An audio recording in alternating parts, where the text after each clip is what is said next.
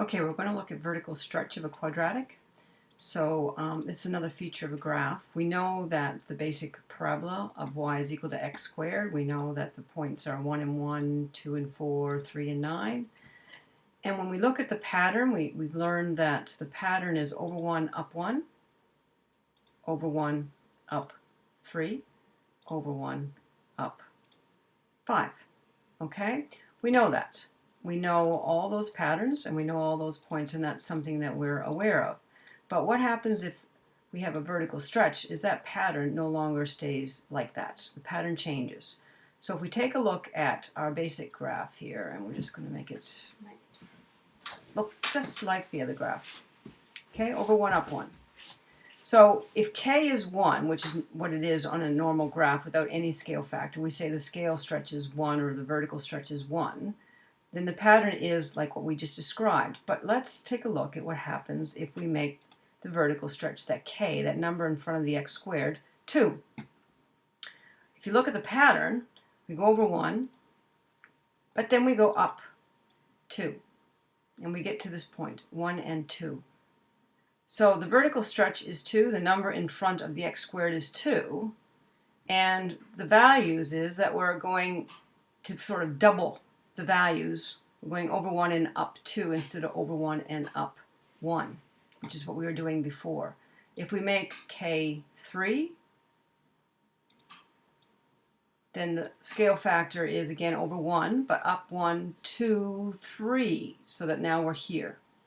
And the same thing happens, but let's just take a look at what it generally does. Makes the graph really fat. The bigger that the scale factor is, the skinnier the graph becomes, because the y values are getting bigger and bigger, and it's going up. If it's negative,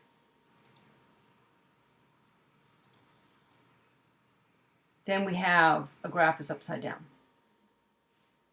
So scale factor does a lot with the graph as far as changing its basic shape. It doesn't shift it or move it, but because it's changing the y values, it's changing the steepness of the graph as it goes up, and it makes it either fatter or skinnier. So the scale factor has a great deal to do with that kind of thing.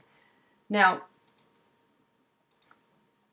let's just take a look at y is equal to 2, and we'll make x minus 2 all squared, and we'll go plus 1. There's the graph. Now let's talk about what's happened to this graph. If we go to the vertex, this is vertex form, remember? This number tells me how far right or left I go, and it's always opposite. So this is minus 2, I go right 2, and then I go up 1.